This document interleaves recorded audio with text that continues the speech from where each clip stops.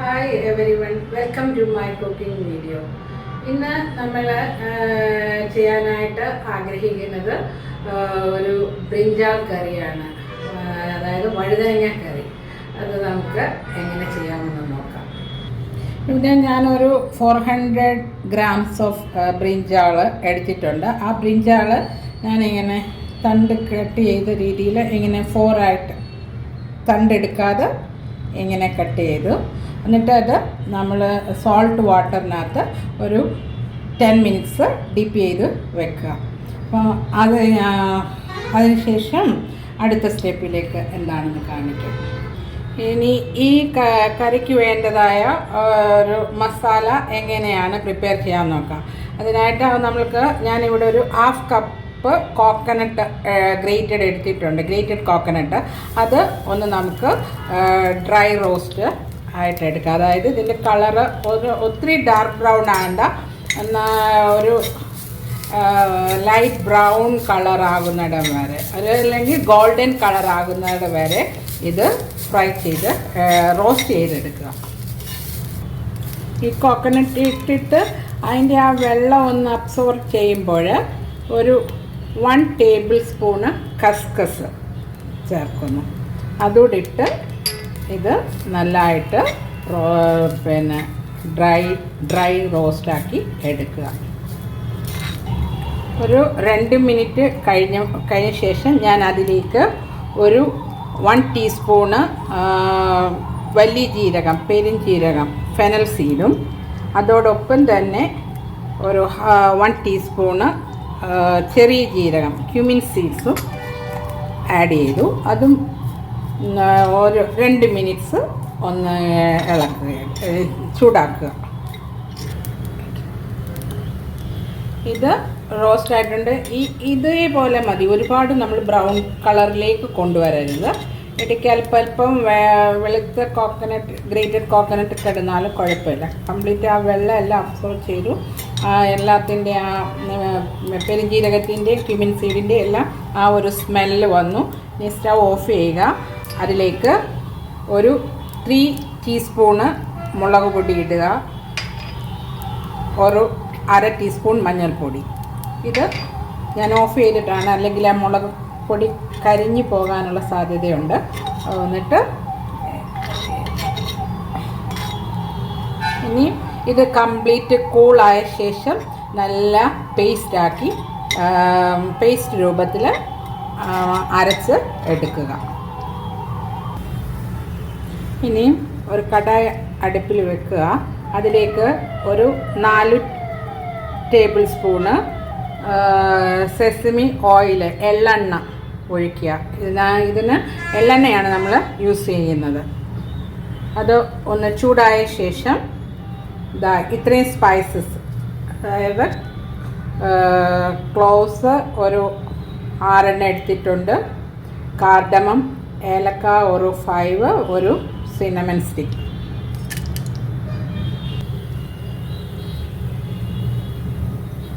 ഇനി ഇതിലേക്ക് 1 table spoon garlic ചോപ്പ് ചെയ്തതിടുക, 1 table spoon ginger, അത് ഒരു 30 സെക്കൻഡ്സ്.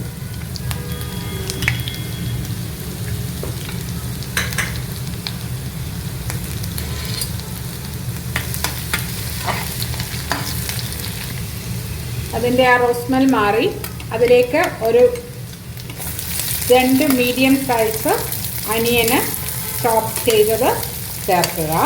അത് നന്നായിട്ട് സോട്ട് ചെയ്യുക.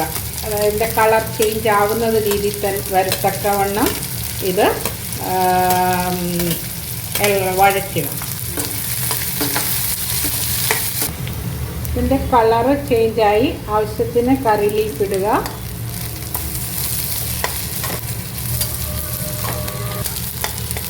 അനിയൻ നല്ലതായിട്ട് വഴഞ്ഞിട്ടുണ്ട്. ഇനി അതിലേക്ക് ഒരു 1 മീഡിയം സൈസ് ടൊമാറ്റോ കട്ട് ചെയ്തത് ചേർക്കുക. അത് ഒരു 2 മിനിറ്റ് അതൊന്ന് സോഫ്റ്റ് ആകുന്നവരെ സോട്ട് ചെയ്തുകൊണ്ടിരിക്കുക. ടൊമാറ്റോ ഒന്ന് വഴഞ്ഞിട്ടുണ്ട്.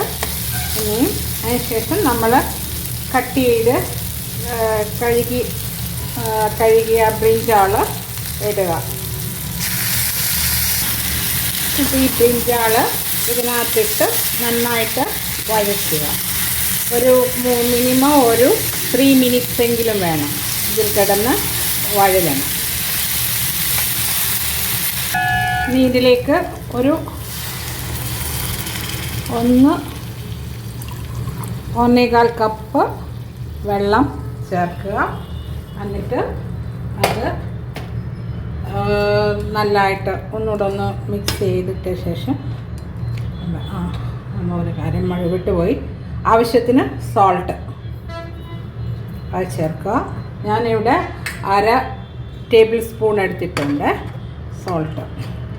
പിന്നെ വേണമെന്നുണ്ടെങ്കിൽ നമുക്ക് ആഡ് ചെയ്യാം. എന്നിട്ട് ഇത് മൂടി വെച്ച് ഇത് സോഫ്റ്റ് ആകുന്നവരെ കുക്ക് ചെയ്യുക.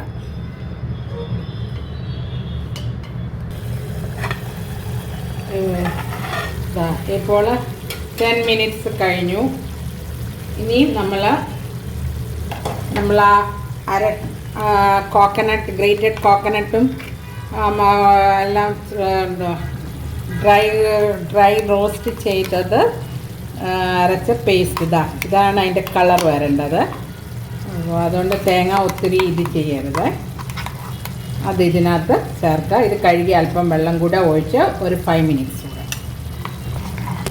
കുക്ക്.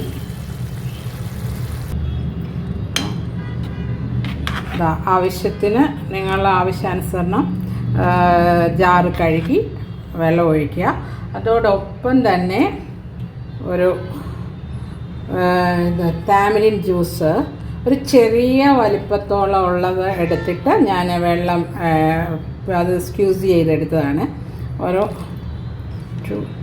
ഇതും നിങ്ങൾ അഡ്ജസ്റ്റ് ചെയ്ത് ഒഴിക്കുക. പുളി കൂടി പോകാനും പാടില്ല, എന്നാൽ കുറയാനും പാടില്ല. ആ രീതിയിൽ ആയിരിക്കണം. ഒരു 2 മിനിറ്റ്സ് കൂടെ. അപ്പം അങ്ങനെ നമ്മുടെ ചെറിയ ബ്രിഞ്ചാൾ, ഇത് ചെറുതല്ല, എൻ്റെ ബ്രിഞ്ചാൾ അല്പം വലുതായിപ്പോയി. അതാണ് ഷോപ്പിൽ ചെന്നപ്പോൾ എനിക്ക് ആ ടൈപ്പാണ് കിട്ടിയത്. ഇതിലും ചെറുതാണെങ്കിൽ കുറച്ചുകൂടെ നല്ലതായിരിക്കും, ഭംഗി കാണും. അപ്പം പിന്നെ കഴിഞ്ഞു. ഇനിയും ഈ മല്ലിയില നിങ്ങളുടെ കയ്യിലുണ്ടെങ്കിൽ ഓപ്ഷനിലാണ്, നിർബന്ധമില്ല. കുറച്ച്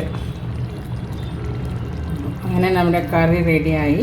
ഇത് എന്തിൻ്റെ കൂടെയൊക്കെ കഴിക്കാമെന്ന് ചോദിച്ചാൽ നമ്മുടെ നാട്ടിലെ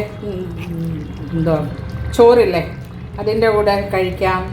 പിന്നെ ഇതുപോലെ ഗീ റൈസ് അതുപോലെ കഴിക്കാം. പിന്നെ ചപ്പാത്തിക്ക് നല്ലൊരു ബെസ്റ്റ് കറിയാണിത്, ചപ്പാത്തിയുടെ കൂടെ കഴിക്കാം. പിന്നെ ഇതിൻ്റെ കൂടെ പോകുന്ന എല്ലാത്തിൻ്റെ കൂടെയും പോകുന്നതായ ഒരു ബിരിയാണിയുടെ കൂടെ. അങ്ങനെ നിങ്ങളും അപ്പോൾ ഇത് ട്രൈ ഔട്ട് ചെയ്യുക, എന്നിട്ട് ഫീഡ്ബാക്ക് തരിക. അപ്പോൾ അടുത്തൊരു വീഡിയോയുമായിട്ട് നിങ്ങളുടെ അടുക്കൽ വരുന്നത് വരെ bye, take care, thank U.